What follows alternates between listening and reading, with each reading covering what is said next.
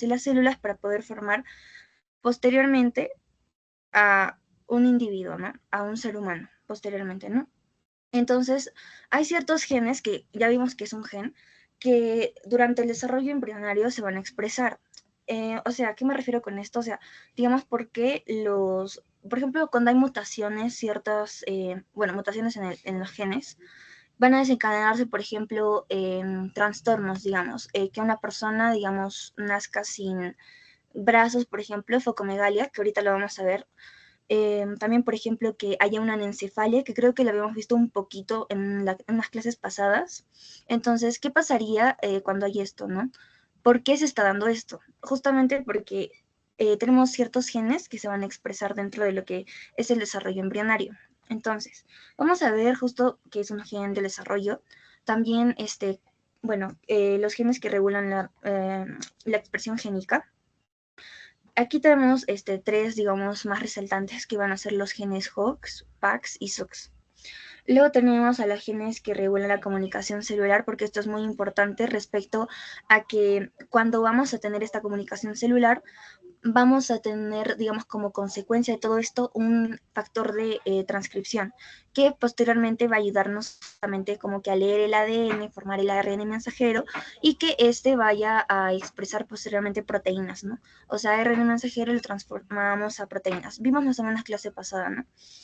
Ahora, también vamos a ver sobre algunas alteraciones en la expresión génica, que ya como tal vamos a ver las mutaciones, síndrome y otros, ¿no? Bueno, empezamos con la parte de los genes del desarrollo, que, bueno, como les dije, se les conoce así porque va a ocurrir en la etapa embrionaria, ¿ok? Entonces, justamente, la etapa embrionaria dura más o menos hasta la tercera semana de gestación. Entonces, vamos a ver de que son muy importantes justamente para el crecimiento y la formación de un organismo. Ahora, estos también se van a expresar incluso hasta la adultez, ¿no? Como lo dice acá. ¿Ya? Entonces, vamos a ver que se van a expresar durante el desarrollo embrionario y posteriormente van a continuar hasta la adultez, ¿no? Ahora van a codificar, como les mencionaba, ciertos factores de transcripción que van a expresarse justamente durante todo este desarrollo que va a tener el embrión. Ahora, aquí les puse una pequeña una pequeña como notita. Vamos a ver de que un óvulo, por ejemplo, ya que está fecundado, o sea, fertilizado, como lo dice acá, va a expresar, por ejemplo, 32 genes o sea, ni bien se ocurre la fecundación, ya expresa 32 genes, por ejemplo. Luego de que pasan 2 días, empieza a, por ejemplo, activarse 120 genes a los 3 días, ¿no? Entonces ya vemos de que desde el momento que ocurre la fecundación, justamente va a empezar ya a expresarse justamente estos genes. Van a empezar a surgir genes que tienen que regular justamente esta expresión génica que va a ocurrir en esta etapa, ¿no? Ahora, como les decía, ocurre desde la fecundación. Como aquí lo vemos, hay en varias etapas que vamos a ver: fecundación, segmentación, gastrulación y organogénesis. Posteriormente vamos a ver un poco más a detalle, sobre todo gastrulación y organogénesis, pero a grandes rasgos la gastrulación, como lo dice aquí la parte de migración celular, se refiere más que todo a que va a empezar a formar ciertas capas que posteriormente nos van a dar tejidos, ¿ok? La organogénesis, ya como un poco lo entienden, se refiere sobre todo ya a órganos como tal, ¿no? O sea, va a empezar la formación de los órganos, ¿ya? Y esto se refiere a que van a empezar las células a diferenciarse. Y esto también justamente va a intervenir la comunicación celular, los genes de la comunicación celular, ¿ya? Porque van a ayudar a la diferenciación celular, cosa que cada célula como que se especializa en una cosa diferente y no todas son iguales. Ahora, vamos a tener que estos genes, como les decía, primero vamos a tener un gen que va a posteriormente expresarse en proteínas. Ya lo hemos visto en la clase anterior, ¿no? En la clase número 3. Ahora, estas proteínas, como les decía, van a regular la expresión génica, o sea, van a, digamos, sintetizar ciertas proteínas que son importantes para que luego se pueda expresar el genotipo en el fenotipo, ¿ya? Y luego vamos a tener el otro que es la comunicación celular, que ya también es, como les digo, para diferenciar sobre todo ciertas células y que se especialicen en algo, ¿no? Que no sean todas iguales. Ahora tenemos ahora un ratito, y ahora sí, a estos genes que van a regular la expresión génica. Vamos a considerar dos que van a ser los maternos y los cigóticos, ¿ya? Maternos y cigóticos. Ahora, estos dos, vamos a ver que los maternos se van a expresar sobre todo en lo que es la ovogénesis, que vamos a ver en la siguiente clase, que es sobre todo la meiosis que va a ocurrir en las células germinales, ¿ya? Pero, obviamente de las mujeres, en el ovocito, ¿ya? En el ovocito. Ahora, como lo ven aquí, va a actuar justamente en su maduración y va a seguir, digamos, hasta la fecundación, ¿ya? Vamos a ver la siguiente clase un poco más a detalle esto de la ovogénesis, pero vamos a ir guiándonos de que estos genes se tienen que expresar en esta etapa, ¿ok? Por eso se consideran maternos. Ahora, los cigóticos ya también van a ocurrir cuando ya va a haber un cigoto formado, como lo dice ahí, ¿no? Un cigoto, que va a ocurrir justamente después de la fertilización o fecundación. Y bueno, ahí ya van a empezar a actuar, digamos, secuencialmente, ¿no? Es una secuencia. Entonces aquí tenemos unos genes, por ejemplo, los GAP, la regla par y la polaridad de segmentos. Como pueden ver, los GAP van a ser los primeros siempre en aparecer, ¿ok? O sea, son los primeros en actuar, por decirlo así. Porque van a dividir justamente al embrión, como lo dice aquí, en 4 regiones anchas. Ahora, los mutantes, por ejemplo, carecen de un grupo continuo de segmentos. Cuando va a haber mutaciones, va a ocurrir esto, ¿no? Ahora, la regla paria también, justamente como les dije, una secuencia va a pasar después de que el gen GAP se exprese. Bueno, va a ocurrir lo que es los genes de regla par, ¿ya? Ahora, los de la polaridad de segmento ya también se activan en una única banda de células, o sea, en una sola, por ejemplo, en una sola fila, por decirlo así. Y dentro de cada segmento, o sea, vamos a ver de que en el momento que va a ocurrir, por ejemplo, este proceso que les mostraba anteriormente, que era la gastrulación, eh, sobre todo se van a formar 3 capas. La gastrulación es como que tienen que formarse 3 capas importantes, que ya las vamos a ver también de repente la siguiente clase ya. Voy a tratar de juntar estos dos temas que les menciono, tanto ovogénesis, bueno, sobre todo gametogénesis, con esta parte de la segunda y tercera semana que ocurre, ¿no? Entonces, en esta parte de aquí que les menciono, bueno, sobre todo vamos a verlo en la parte de las capas, como les digo, 3 capas. Ahora, estos genes de la polaridad de segmento, vamos a tener a los genes homeóticos, que esto es lo más resaltante, tienen que acordarse los homeóticos, porque vamos a ver de que estos homeóticos como que van a tener 3 tipos, que van a ser los que les mencionaba, el HOX, el PAX y el SOX. Ok, entonces, primero tenemos a los homeóticos. ¿Qué es un gen homeótico? Bueno, va a ser este gen, que es obviamente clave en el desarrollo embrionario aquí, que justamente va a determinar sobre todo estructuras, netamente estructuras del cuerpo. Como les estaba mencionando, por ejemplo, cuando ocurre una focomegalia, que gen de repente no se estaría expresando correctamente, sería un gen homeótico. Pero ahora vamos a ver de repente cuál de estos 3 genes homeóticos estaría fallando, por decirlo así, ¿no? Ahora, bueno, también vemos que está como que relacionado con estos genes Homevox, estos de aquí. ¿Y qué quiere decir este gen Homevox? Que, digamos, va a tener va a codificar ciertas proteínas que van a tener dentro algo que se conoce como homeodominio, ¿ok? Esta parte de aquí, homeodominio. Ahora, es importante que sepamos que este homeodominio está conformado por 61 aminoácidos, o sea, 61 sobre todo, aminoácidos. Y, por ejemplo, van a estar organizados, como les dice aquí, en como que grupos de 4 segmentos, ¿ya? Que son helicoidales. Estos se van a unir donde la hélice 3 aquí, o sea, el 3', por decirlo así, se une al surco mayor del ADN para regular su expresión. O sea, estos, como les digo, segmentos, estos de aquí, son importantes sobre todo para la unión al ADN, ¿ya? Y digamos que pueda luego leerlo, o sea, se une al ADN y luego lo lee, por decirlo así, ¿no? Ahora, estos genes Omevox, como les digo, van a codificar ciertas proteínas que van a tener justamente también una región que es variable y otra región que, digamos, va a persistir. ¿Ya? La región variable es la que, digamos, ayuda a que nos diferenciemos, que no todos seamos iguales, como lo dice aquí, nos ayuda a diferenciar. Y bueno, la región conservada va a ser, digamos, la parte que va a haber, digamos, en una gran cantidad de seres humanos, pero que se va adquiriendo gracias a la evolución. Y como les decía aquí, bueno, está constituida por 61 aminoácidos, ese es el homeodominio, ¿ya? Ahora vamos a entrar con el primer tipo, que va a ser el gen HOX, ¿ya? Que bueno, sobre todo se va a expresar en estas ciertas capas que les mencionaba, 3 capas. Una de estas es el ectodermo, ¿ok? Entonces se va a expresar sobre todo en ectodermo y neuroectodermo, que está como que dentro de esto. ¿Ya? Ahora, estos genes, este tipo de genes justamente va a participar en lo que son los procesos de multiplicación y también de especialización de células, pero sobre todo en estructuras embrionarias que, bueno, de los vertebrados, ¿ok? Y estas estructuras embrionarias, digamos que están un poco más relacionadas con las extremidades, ¿ok? Ay, se cambió. ¿Qué pasa? Ya. Como les decía, sobre todo extremidades, por decirlo así, ¿ya? Para que como que lo tengan en cuenta, ¿ya? Entonces, sobre todo extremidades. Entonces, como ven aquí, tiene una secuencia de 183 pares de nucleótidos y va a codificar justamente 61 aminoácidos. O sea que ya sería un homeodominio, ¿ok? Esta parte del homeodominio que les digo. Ahora vamos a tener, digamos, 4 clusters o como que 4 también subtipos, por decirlo así, que van a ser los HOX A, B, C y D, que aquí respectivamente como que les puse el cromosoma en el que se encuentran. Ahora, justamente lo que les decía, ¿qué pasa cuando este tipo de genes, digamos, no se expresa correctamente o tiene alguna falla? Aquí va a ocurrir lo que va a ser una sindactilia y una focomegalia. La focomegalia, como les decía, ya sería una digamos, la falta o la ausencia justamente de extremidades y se va a, digamos, observar en el paciente como un pequeño muñón podría ser, o simplemente, bueno, la ausencia total, ¿no?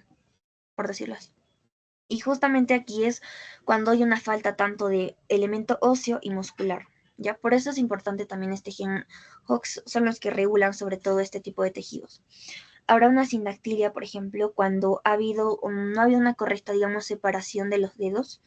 Como pueden ver aquí, es como que no tendrían dedos, ¿ok? Sindactilia.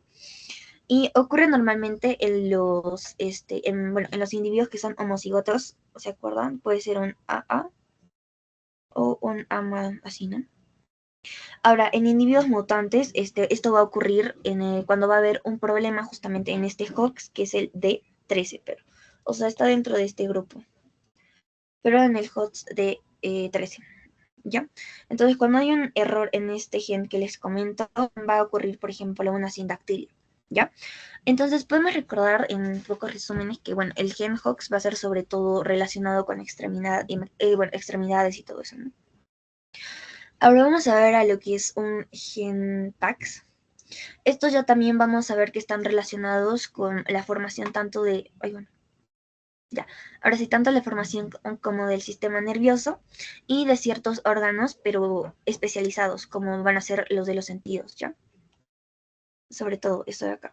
Entonces, vamos a ver de que hay 9 como tipos de estos genes PAX, que van a estar el PAX 1, 9, bueno, PAX 1, 2 y así hasta el 9, ¿ya? Entonces, como les decía, aquí va a estar sobre todo especializado para determinar cómo se tiene que formar el sistema nervioso y esto también va a incluir, por ejemplo, la columna vertebral, ¿ya? Ahora bueno, va a poseer una secuencia que es altamente conservada de 130 aminoácidos. Entonces, también va, digamos, regir ciertos órganos, pero sobre todo vamos a ver los sentidos porque va a regir justamente la formación de los ojos, ¿ya? Que es un órgano muy importante de respecto al sentido de la vista. Ahora, vamos a ver, por ejemplo, que el PAX1 va a estar justamente cuando va a haber alguna malformación, vamos a ver que tenemos malformaciones vertebrales. Ahora, el PAX2 es uno de los que, bueno, siento que la van a saber más adelante y también es un poco resaltante porque es uno de los genes que se va a expresar para poder formar justamente el ojo, ¿no? Y que no haya síndromes justamente oculares, ¿no? Algunas como ya les puse aquí, por ejemplo, cuando hay una mutación en el PAX2, incluso hasta en el PAX6 de aquí, sí, en el PAX6 también, justo PAX2 y PAX6 son los más resaltantes respecto a, a la formación de los ojos, ¿ok? Son muy importantes. Ahora vemos que cuando va a haber una mutación, por ejemplo, en el PAX2 y, por ejemplo, en el PAX6 puede ocurrir lo que es una arinidia, que aquí, por ejemplo, lo observamos como tipo un fondo así, o sea, como que tipo una tipo catarata o algo así. Y la catarata ya, bueno, es un poco más diferente, es más una película. Esto es un poco más como si fuera una pintada, ¿no? Ahora, en aquí también vamos a tener un coloboma. Creo que les dije un poco que era un coloboma, pero en sí es como que había la ausencia de tejido, digamos, en este caso ocular, y digamos no se terminó de formar bien este órgano que sería justamente el ojo. Lo normal que deberíamos observar, por ejemplo, sería esto. En cambio, en un coloboma lo que vamos a ver, no necesariamente en el iris, porque creo que les puse el ejemplo del iris, sino esto va a ser la mácula, por ejemplo. Vamos a ver como este hoyito que ven ahí, no sé si lo logran ver, bueno, ese pequeño hoyo, ese pequeño espacio que ven, agujero, no debería existir, debería estar así totalmente completo como acá. Entonces, esto ya es un coloboma, cuando no ha habido un correcto cierre, digamos, de todos los tejidos, ¿no? Y cuando va a haber justamente una mutación tanto en PAX2 y PAX6, va a haber bueno, estos casos, ¿no? Ahora, vamos a seguir con lo que es los genes SOX, que sobre todo van a estar involucrados en la diferenciación, bueno, del sexo, ¿no? La determinación sexual. Si va a ser, bueno, niño o, bueno, niña, ¿no? Entonces también va a ayudar justamente bueno, al desarrollo de las células del cerebro, ¿no? O sea, sistema nervioso también. Y desarrollo neuronal, como les dice acá. Ahora, dentro de todos estos genes SOX, vamos a tener uno resaltante que es el SIR, que es SR y ya. Este SIR es muy importante porque solamente se va a encontrar en el cromosoma Y. Y como ya sabemos, cromosoma Y dentro del cariotipo masculino va a ser 46XY. Entonces, cuando vamos a tener este gen SRI o SIR, vamos a determinar que el genotipo, bueno, va a ser 46XY y el fenotipo va a ser masculino, ¿no? Entonces, junto con este otro gen de que es el SIR, que va a ayudarnos justamente a la determinación del sexo, vamos a tener otro que es el SOX2, que justamente lo va a bueno, el SIR codifica el factor determinante de la formación testicular, ¿no? Esto es lo que ayuda. Ahora, este también, como lo ven, justamente lo que ayuda es la determinación y la formación testicular. Si se recuerdan un poco en la parte de, bueno, vamos a verlo más adelante, pero en la parte de feminación masculina, si recuerdan esa mutación, el pseudohermafrodismo, había digamos, no había una correcta diferenciación de los genitales sobre todo, y por eso es que veíamos de que al momento de que esto no ocurría, bueno, era justamente bueno, sobre todo receptores de andrógenos, ¿no? Ahora, en este caso también un poco va a intervenir este gen, ¿ya? Porque es el como que tiene que determinar justamente que un individuo va a ser masculino o femenino, ¿ok? Ahora, como lo ven aquí, vamos a tener ciertos subgrupos que van a ser el SOX-A, el B y así, ¿no? Aquí les puse como varios ejemplos, pero como les he mencionado, el más importante, el SIR, bueno, se encuentra en el SOX-A, del grupo A, ¿ya? Y como lo ven aquí, en la función que tiene el SIR, está la determinación sexual, porque justamente va a ayudar a la diferenciación de un embrión a que sea masculino. Aquí, por ejemplo, las células de Sertoli. Vamos a ver eso en la siguiente clase un poco más. ¿Cuál es la función de estas células de Sertoli? Así que de repente grábense un poquito qué es una célula de Sertoli, ¿ya? Ahora, el SOX2, por ejemplo, ya también está relacionado un poco con el desarrollo ocular. Ya ven que cambia un poquito. Y bueno, también la neurogénesis. Aquí neurogénesis se relaciona con, bueno, la formación del sistema nervioso, ¿no? Ahora, el SOX2 ya también relacionado con las células madre para las embrionarias. También neurogénesis, desarrollo ocular y así, ¿no? Ven que hay varios que van a estar justamente muy relacionados con la neurogénesis. Por eso es que también decimos que va a ayudar a la regulación de la formación del cerebro y células neuronales, ¿no? Ahora aquí también les puse otros porque más que todo estos son los que tienen un grupo más amplio. Entonces vemos los OX4, 11, 12, 5, 10, 7, 17, 18.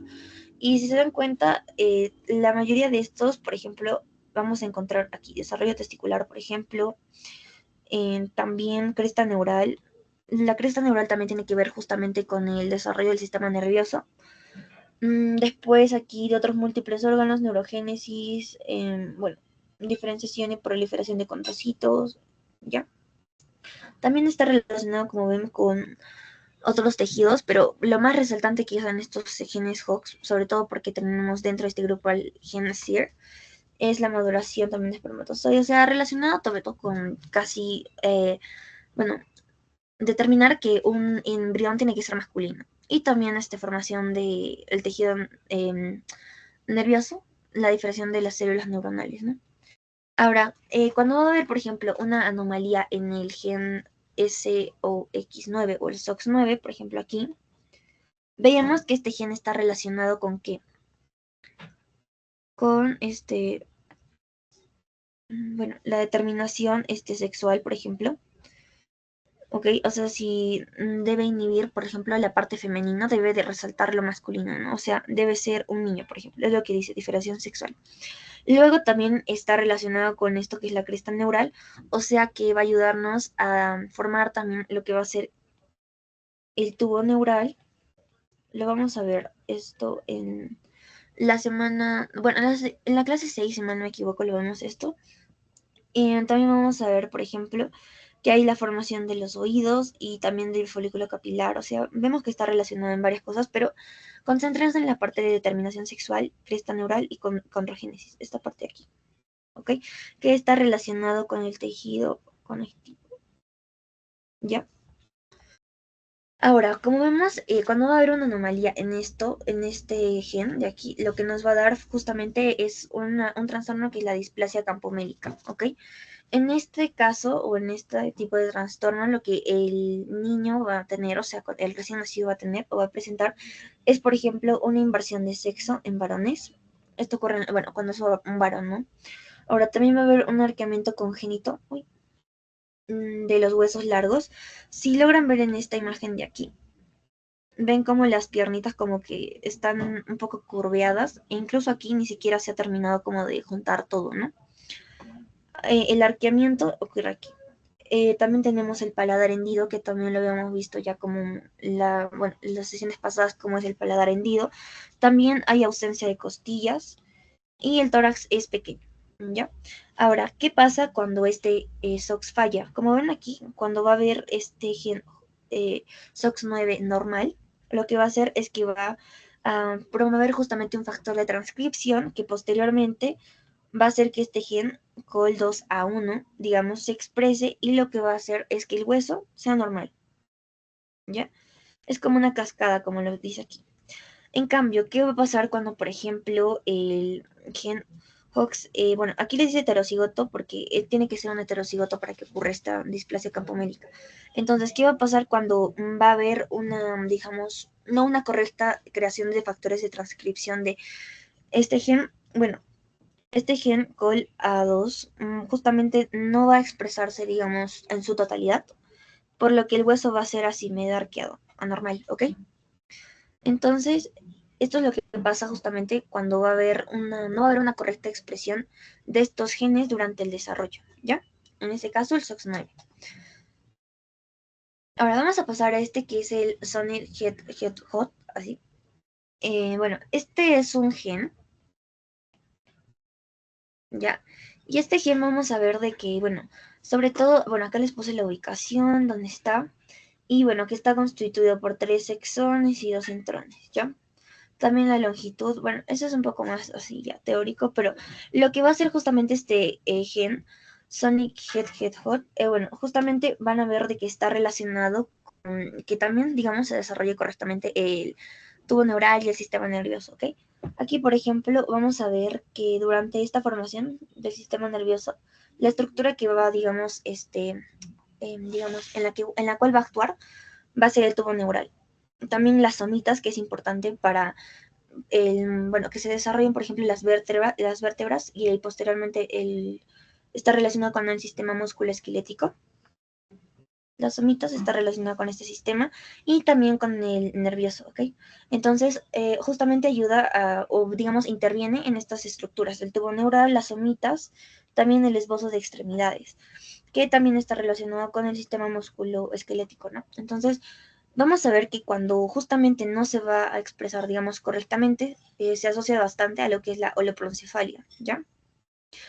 ¿Y qué es esta holoproencefalia? Justamente vamos a ver a los que nacen con este problema, con este tipo de características, que por ejemplo van a tener un hipotelorismo, que es cuando los ojos están bastante cerca, o sea, muy cerca. Obviamente pueden estar un poquito más acá, pero en sí están anormalmente cerca, ¿ok? Y también tienen una prominencia frontonasal, que por ejemplo es esta de aquí, ¿ya? Entonces, ¿cómo lo podríamos definir esta holoproencefalia? Justamente como un mal cierre, por decirlo así, de lo que es el prosencéfalo.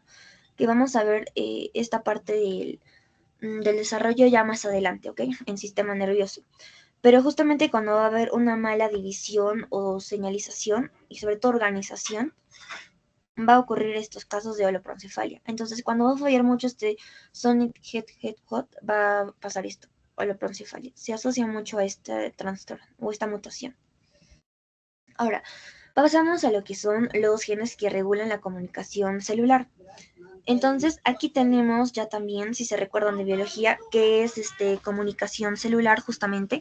Vamos a hacerlo a grandes rasgos, que una célula, por ejemplo, va a comunicarse mediante receptores, ligandos, por ejemplo. Pueden ser hormonas, por ejemplo, los que van a llevar, digamos, el mensaje, por decirlo así, y van a utilizar justamente este tipo de comunicación para ciertos procesos, como van a ser, por ejemplo, la supervivencia, ¿ya?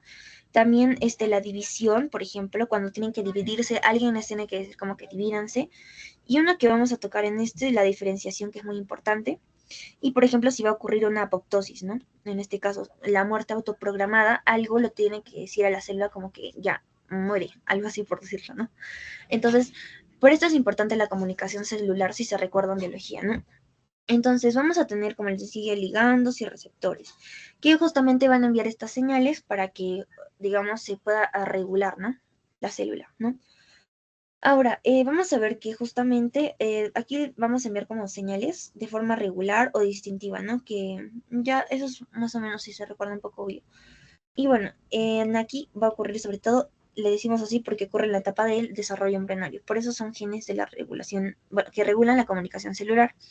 Si se recuerdan un poco, bueno, primero tendríamos un receptor que aquí tenía que llegar, digamos, un ligando, o también el ligando podría entrar de frente al, bueno, ya dentro del núcleo ya lee, digamos, el ADN y ya. Pero la parte larga, por decirlo así, era cuando el ligando se unía al receptor, posteriormente iba a activar una proteína y así sucesivamente hasta los segundos mensajeros, que le iban a activar otra proteína que iba a ser la efectora, y esta proteína efectora va a ser la que va a codificar, digamos, un factor de transcripción que ya va a ser el que va a leer una porción del ADN, ¿ok? El factor de transcripción vamos a entenderlo como el que va a formar posteriormente, digamos, el ARN mensajero. Algo así lo entiendo yo, sobre todo, para no perderme mucho, ¿ya? Porque si sabemos el ARN mensajero, luego va a ser el que va a posteriormente sintetizar justamente lo que son las proteínas, ¿ya? Entonces, ahora nos vamos a esta parte de señalización celular. Lo que va a pasar aquí es que justamente vamos a tener, digamos, una célula que va a tener los genes que tienen que indicar, por ejemplo, que esta otra célula, que va a ser la célula diana, normalmente le decían, diana, bueno, tiene que diferenciarse, ¿no? Entonces, si digamos tiene un receptor justamente a esta señal, digamos esta que es el cuadradito, ya digamos que va a pasar, bueno, le está indicando, por ejemplo, aquí que haya muerte celular. Ahora, en cambio, si tiene, digamos, un receptor para esta otra señal, ya aquí va, digamos, le dice que haga una señalización de división celular. Entonces la célula lo que va a hacer posteriormente, después de recibir esta señal, va a dividirse en dos. Ahora, también, justamente aquí intervienen estos genes de la comunicación. Va a decirle, por ejemplo, a cada célula que tiene que especializarse en algo diferente. Las dos no van a ser iguales.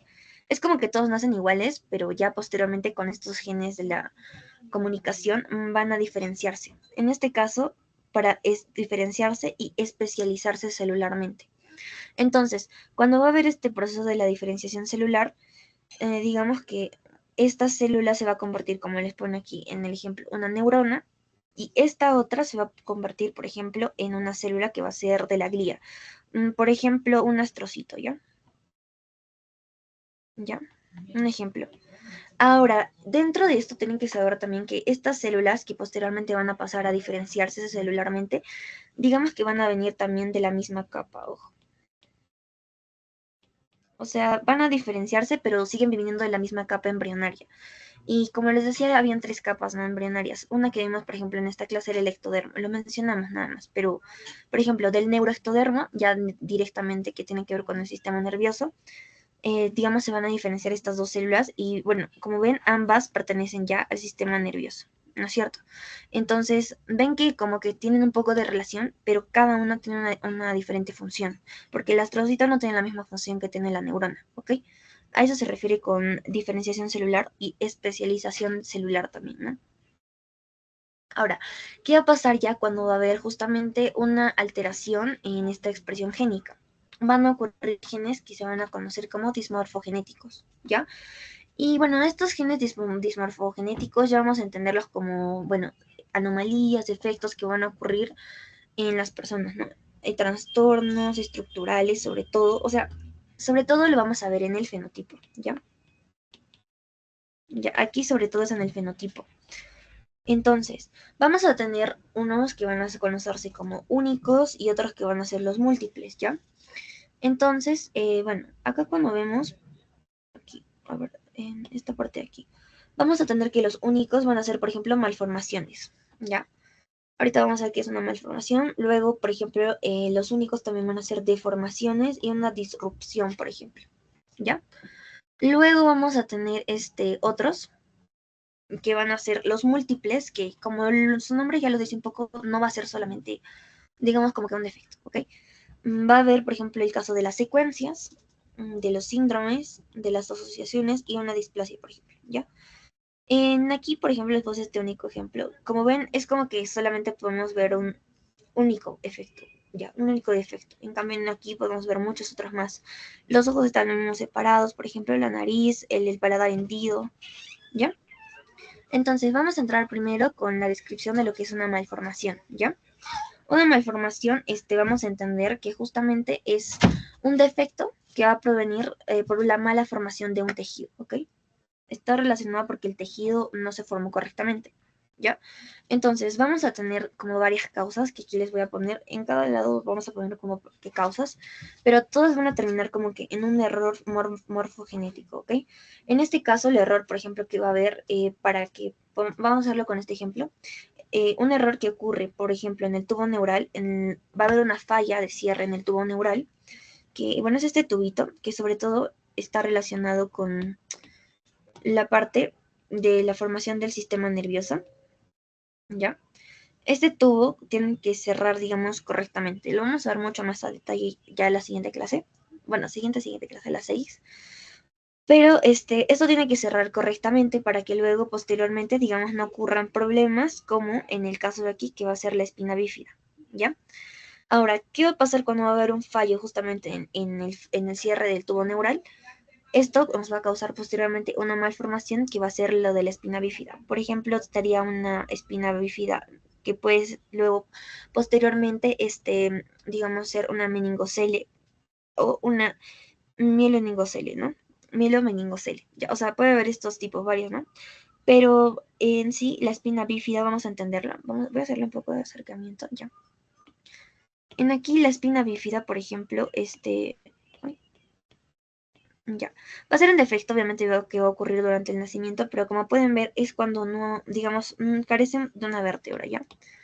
El bebé o el individuo que nazca no tiene bueno, aquí van a ver que carece de una vértebra, por lo tanto, esta, por ejemplo, es espina bífida oculta, porque no está, digamos, saliendo la médula como tal, como ya ocurre, por ejemplo, en la meningocele o la meningocele, mielomeningocele, ya, mielomeningocele, como aquí, por ejemplo, que esta ya es como tal la médula, ¿no? Eso ocurre en la mielomeningocele. En cambio, en la meningocele, por ejemplo, solamente vemos que como que el líquido cefalorraquídeo está formando este bultito, ¿ya? Pero la médula todavía sigue como que ahí, ¿no? Entonces, una malformación es esto más o menos. Cuando vamos a tener algún error morfogenético, va a haber un fallo en alguna estructura y posteriormente nos va a dar ya una malformación como sería esta de la espina bífida, ¿no? Ya, ahora vamos a pasar a esto que es la deformación. Ya también la deformación va a ser justamente la alteración ya de la posición, sobre todo esto tenganse en cuenta, de la posición o también de la forma de una estructura, puede ser cualquier estructura del organismo, del individuo, pero tiene que haber ya estado desarrollada, por decirlo así. Entonces, vamos a poner un ejemplo que aquí, por ejemplo, va a haber una causa intrínseca, que va a ser propia, digamos, del feto, o una extrínseca. Cualquiera de estas dos, por ejemplo, va a causar lo que es una fuerza anormal, ¿ya? Y esta fuerza anormal, posteriormente, lo que va a hacer es que haya, por ejemplo, a esta estructura, las piernas, que ya están, digamos, bien formadas, a las piernas que ya están bien formadas, normalmente formada, o sea, ya está totalmente formada, está bien formada, digamos, esta fuerza normal va a ser una presión, digamos, una presión, y esta presión justamente va a hacer que esta estructura, digamos, es formada totalmente bien, así, todo correcto, mm, se deforme, o sea, cambie de forma, de posición, ¿no? Justamente una deformación. Entonces aquí tendríamos, por ejemplo, este pie que lo vimos como el pie varo, o sea, como en cunita, algo así para adentro, como ven. Entonces, esta ya sería la estructura alterada, ¿ya? Esto, por ejemplo, lo hemos visto en algunos síndromes, como por ejemplo el del Penta X, creo, si no me equivoco, lo vimos en el Penta X, este tipo de pie. Y esto, por ejemplo, ocurriría, como les digo, cuando ya hay una estructura totalmente formada, pero alguna fuerza normal va a hacer que esta estructura cambie su forma e incluso su posición. ¿Ok? Ahora vamos a entrar a este y otro que es la disrupción, que todavía es parte de los únicos, ya, de la parte de aquí que les mencionaba, de los errores dismorfogenéticos únicos. Ay, un ratito, chicos, ahí se salió. Ya. Entonces, en esta parte de aquí, de la disrupción, sigue siendo una parte de los únicos, ¿ya? Entonces, dentro de esto ya también va a ser la destrucción de una estructura con un desarrollo previo, bueno, un desarrollo normal previo, ¿ya? Entonces, aquí tenemos también otras causas como puede ser vascular, compresiva o un desgarro, por ejemplo. El vascular está relacionado, por ejemplo, con una atresia intestinal, que vamos a verlo ya un poco más a detalle en digestivo, pero igual recuérdense un poco estos términos, ¿ya? Luego el desgarro, por ejemplo, las bridas amnióticas, que son estas, que también lo vamos a ver un poco más en detalle en el sistema específico que es este. Pero si logran ver, es como, esto por ejemplo es una brida. Es como que si alguien, o sea, si digamos una brida, justamente estas bridas amnióticas se van a formar cuando va a haber, digamos, como que un corte, por ejemplo, algo así, o sea, como que un corte de circulación, o sea, algo se va a adherir aquí y va a evitar como que se termine de formar. No sé si me entienden muy bien, ¿ya? Pero obviamente, vamos a ver que son como estos pequeños así tipo surquitos, ¿ya? O sea, son tipo surquitos que va a haber dentro de esto, ¿ya? Y esto, por ejemplo, puede ocurrir por un desgarro. Ahora, la compresiva, como les decía, normalmente todo esto es por una oclusión vascular que ocurre. Entonces, una estructura que ya está totalmente desarrollada, algo así como la de la deformación, lo que va a pasar aquí es que va a haber justamente una destrucción de tejido. Ahora, algo clave como para diferenciar tanto disrupción de deformación es que si aquí, digamos, ocurre por algo que, digamos, en una estructura que ya está bien formada, viene algo que lo causa. Aquí, en la deformación, es sobre todo, recuérdense, posición y forma. En cambio, aquí ya es como la destrucción en sí de un tejido, ¿ok? Se está evitando que el tejido, por ejemplo, aquí se termine de formar. O sea, digamos de lo que tendría que estar este pie completo, se destruyó esta parte y justamente por eso forma esos surquitos, ¿ya? Entiéndelo así, más deformación es respecto a forma y posición y disrupción sobre todo a la destrucción de un tejido. Ahora, ya pasamos a los múltiples que van a ser los síndromes, por ejemplo. Los síndromes es clave que lo entiendan para diferenciar de lo que es una secuencia. Ahora, un síndrome va a tener como que todas estas causas, como les estoy poniendo casi en todos, pero lo que va a causar van a ser anomalías, pero estas anomalías todas van a ser primarias, ¿ya? Primaria. Entonces, a ver qué síndromes se recuerdan que hayan visto, por ejemplo, bueno, ya hemos visto varios síndromes. ¿Qué se recuerdan algún otro de repente, aparte del síndrome de Down, que es el más común, ¿no? Que siempre sabemos? A ver si alguien quiere participar. ¿Qué síndrome recuerdan que ya habíamos visto?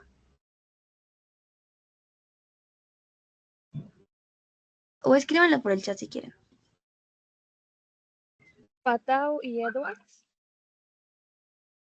¿A alguien se le ocurre? Prader-Willi. Ajá, por ejemplo, ese hemos visto. Después también les dije uno como, a ver, ¿alguien más se quiere participar? El síndrome de X frágil. Ujú. En la primera clase hemos visto varios síndromes, por ejemplo. Entonces, aquí les puse unos que ya hemos visto, que era el síndrome de Turner, Bueno, le voy a poner una S y Turner. Ya, y por ejemplo, este de aquí que es el de Klinefelter. Ya, este es el Klinefelter. Ahora, ¿quién se puede acordar de repente del síndrome de Marfan? Que lo habíamos visto también. La verdad es que yo un poco a veces siento que se parece bastante el de Marfan con el de Klinefelter. A ver, ¿quién se acuerda un poco de Marfan de repente? ¿De qué trataba más o menos? ¿Se acuerdan?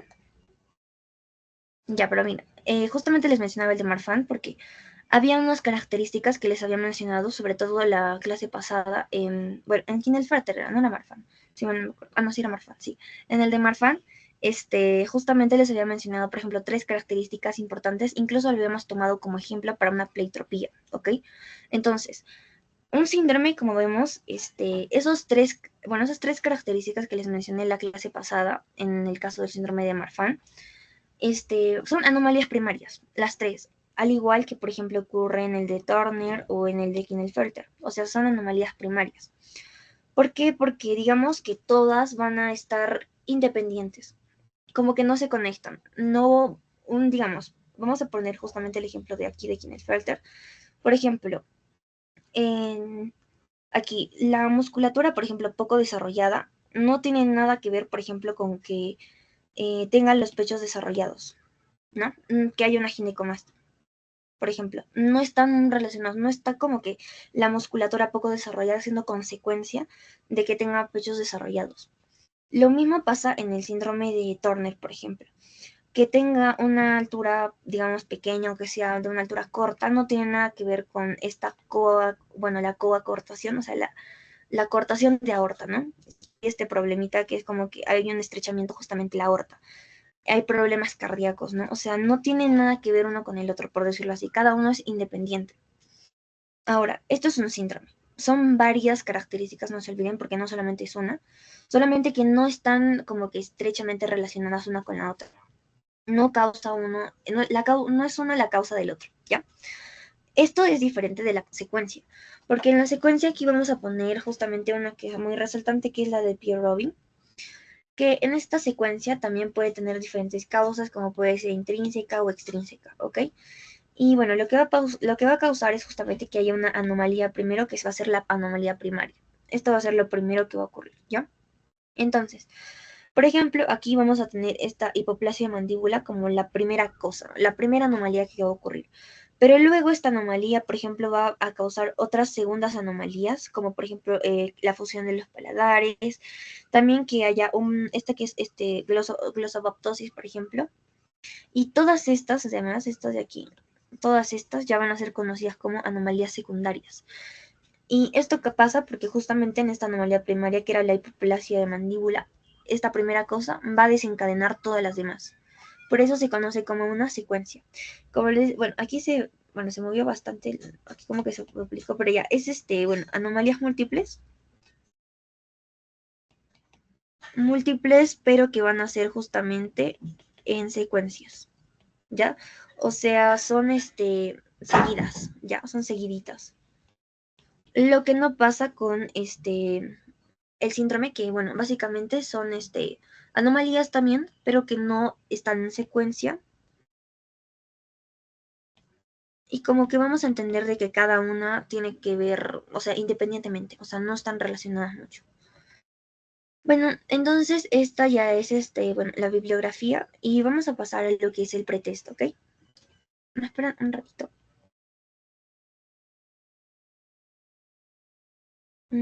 Ya.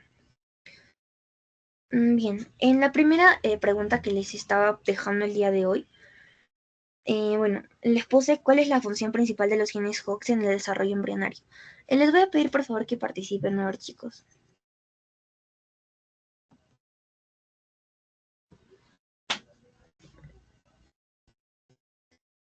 ¿Qué habíamos tocado, o sea, qué habíamos resaltado sobre los genes Hox?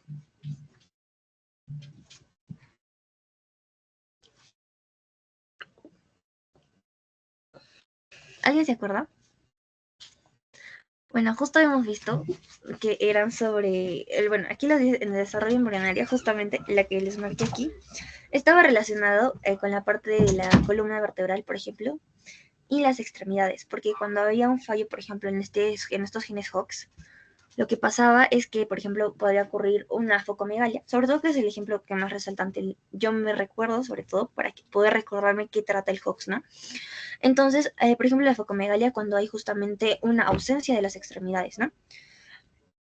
Ahora, vamos a pasar a esta sí era muy fácil, creo, la de Gimpax. Les puse solamente falso o verdadero.